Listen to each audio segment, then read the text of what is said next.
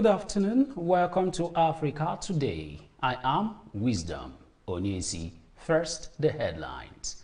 Nigerian government reviews plans to curtail irregular migration. UN chief condemns Mali terrorist attack.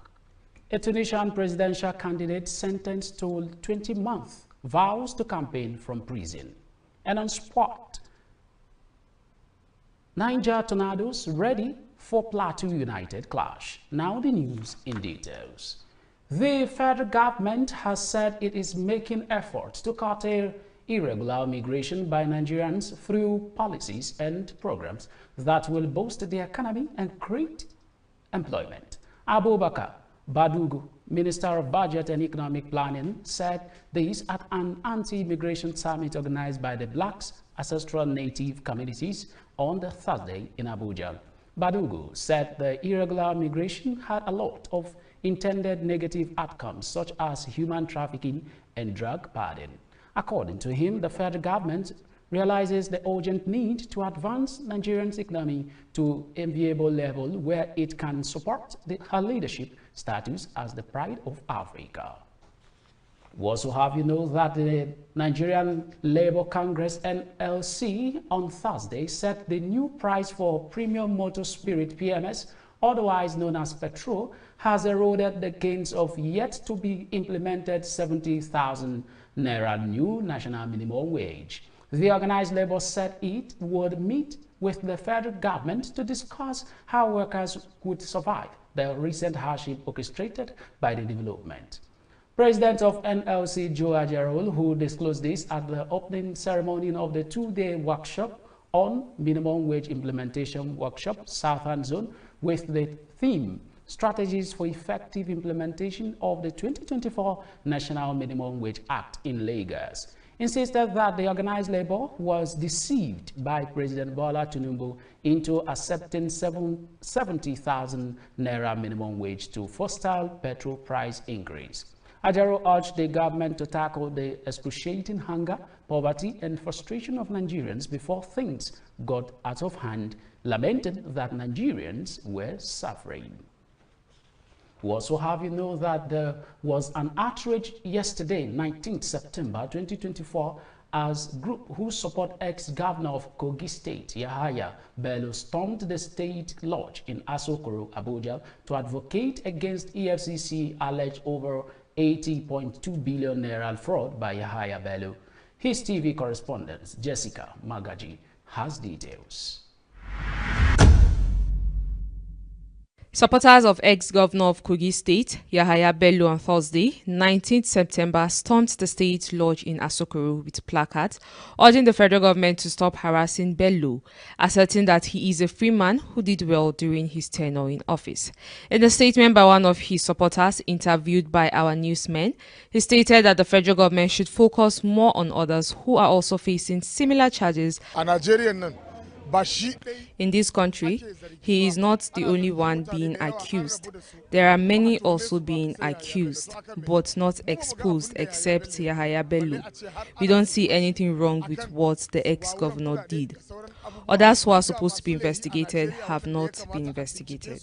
Let Yahaya exercise his fundamental right as he is still a citizen of the nation. Do not want any kind of victimization. He's a free citizen and he must be allowed to move freely as a citizen of this country. We want to be law-abiding, just like Yahaya Bello have been.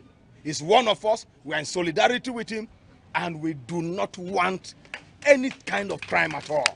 However, the Economic and Financial Crime Commission declared the ex-governor wanted over an alleged 80 billion naira obtained through a criminal breach of trust, violating Section 18 and punishable under Section 15 of the Money Laundering Act 2011 as amended.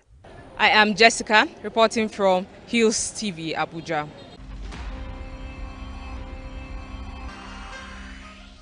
Now when we return, news from other parts of West Africa. Stay with us. This is Hillstv.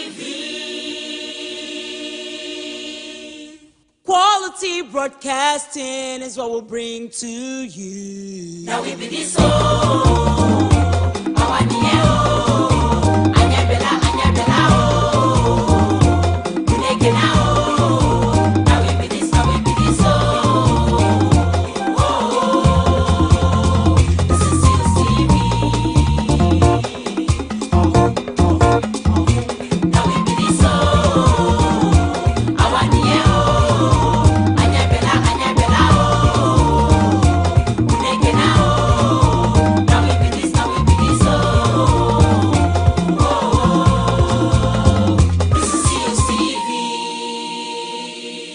Hillstv, Poker.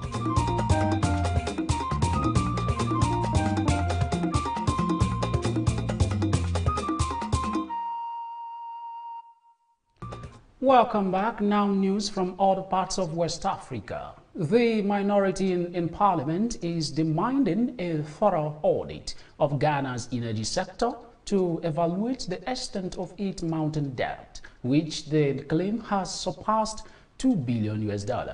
This call comes amidst growing concern about the government's handling of funds collected under the Energy Sector Levy Act, which the minority attributes to mismanagement.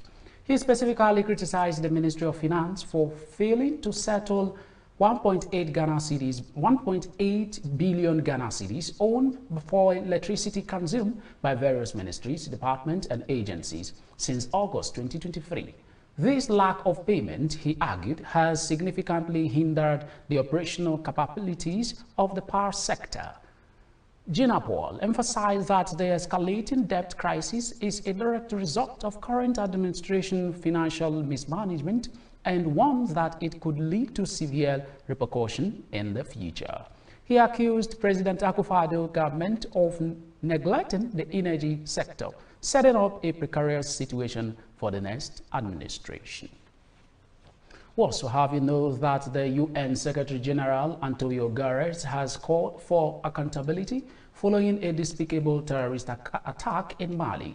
UN spokesperson Stephane Dujarric said Guterres made the call on Thursday in New York. Scores of people were reportedly killed in the capital, Bamako, on Tuesday when Islamic militants attacked several locations, including a military police academy, according to reports. The violence forced the authorities to temporarily close the international airport.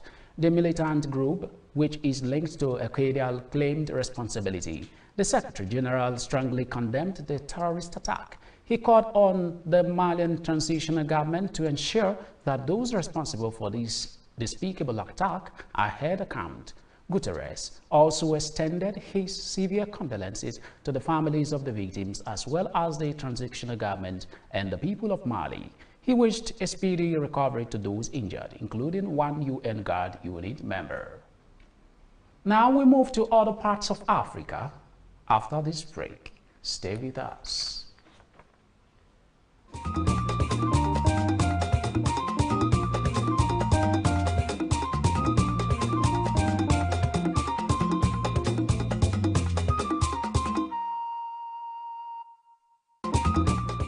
Welcome back. Now news from other parts of Africa.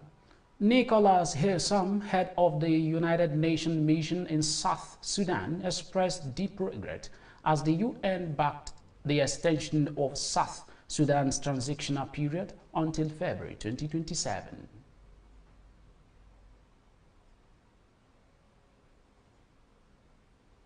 We unanimously agreed to support the decision to extend the transitional period due to the prevailing circumstances of the country, including but not limited to the difficult socio-economic condition, lack of adequate preparation by the election constitution in the security sector. While the UN will endorse the extension of the transitional period, we do so. Speaking at an extraordinary meeting of the reconstituted Joint Monitoring and Evaluation Commission in Juba on Wednesday, Hillstv remarked the UN will endorse the extension of the transitional period with real regret and disappointment.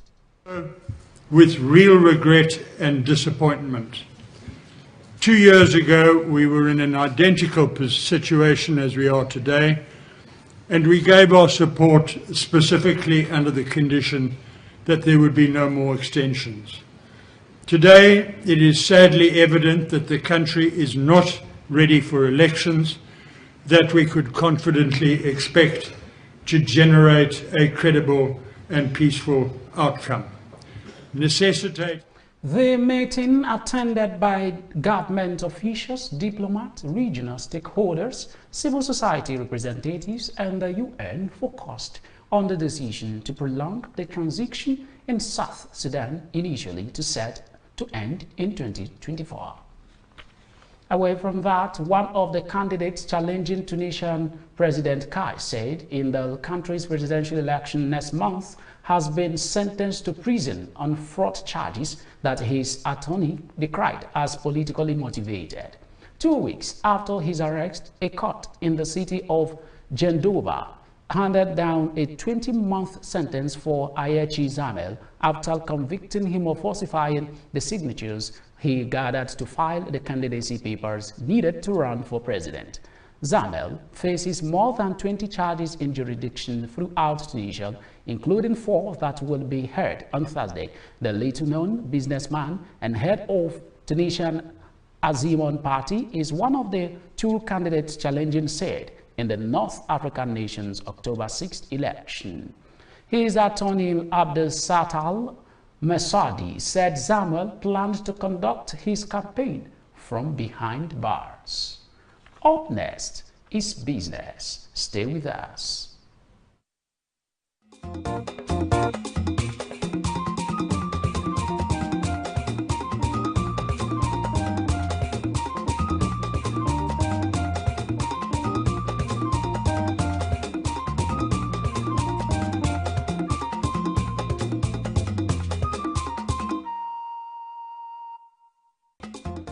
Welcome back now to business news. The Central Bank of Nigeria is projected to generate approximately 50 billion naira by the end of 2024 from the newly introduced 0.5% cybersecurity levy on electronic transactions, according to economic analysts. The data from the Nigerian Interbank Settlement System revealed that electronic payments reached a combined total of 987 trillion naira between 2022 and 2023. Applying the 0.5% levy to this total result in an estimated revenue of approximately 49.35 billion naira in 2022, electronic payment totaled 387 trillion naira, generating 19.35 billion naira from the levy, while in 2023, with transactions soaring to 600 trillion naira, the revenue from the levy reached 30 billion naira. Still on business news, the federal government has announced that Nigerians' nominal gross domestic product reached 60.93 trillion naira in the second quarter of 2024, reflecting significant improvement in the nation's economy. It is also stated its commitment to implement policies to help identify inefficiencies and ensure that resources are directed towards their intended purposes. The permanent secretary of the Federal Ministry of Finance, Lydia Jafia, said this at the sensitization program on the forthcoming implementation of quarterly citizens and stakeholders engagement held at the ministry headquarters on Thursday in Abuja. She stated the program marks a significant step towards improving the transparency and accountability of financial policies and strategies. She said the ministry has spearheaded several reforms aimed at improving revenue generation, reducing leakages, and ensuring fiscal discipline, which has in turn improved the nation's GDP. Still to come is sport. Stay with us.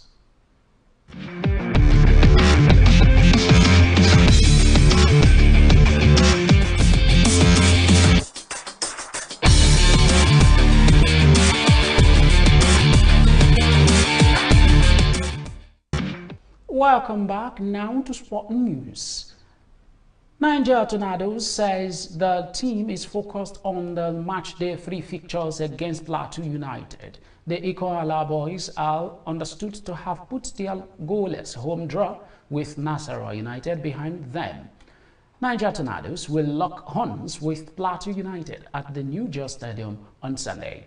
Majin Mohamed's side have recorded 4 points from their 2 opening features of the season.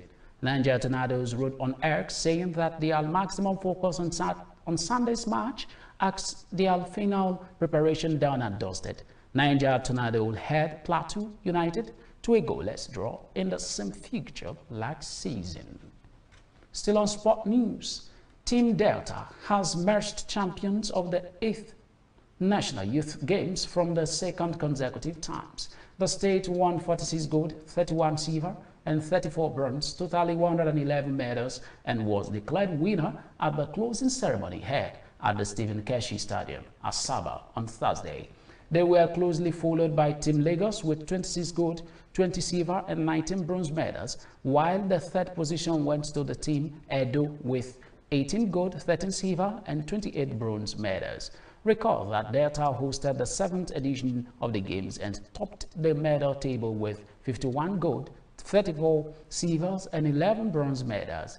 They have now won all editions of the National Youth Games from 2016 to date.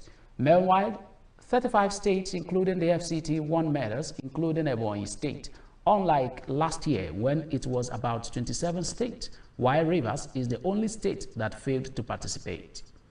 And that's your sport news on Africa Today. We move to the rest of the news after this break. Stay with us.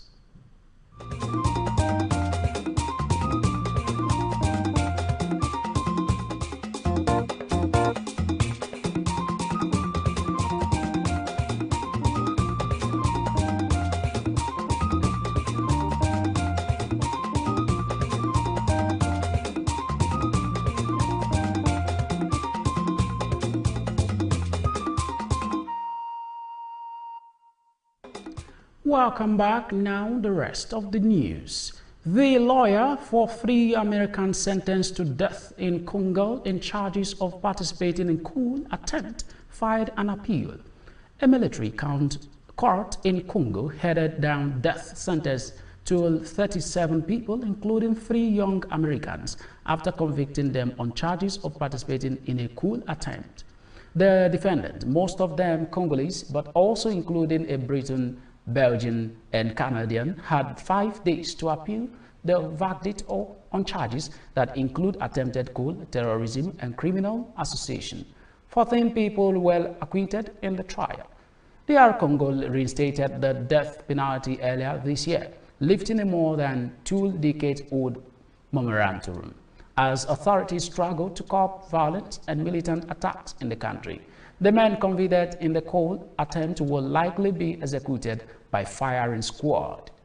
And that's Africa Today. But before we go, here are the headlines once again.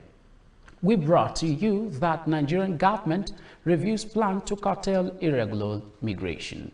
We informed you that UN chief condemns Mali terrorist attack. And we also told you that Tunisian presidential candidate sentenced to 20 months vows to campaign from prison. And on sport, we brought to you that Niger Tornadoes ready for Plateau United clash.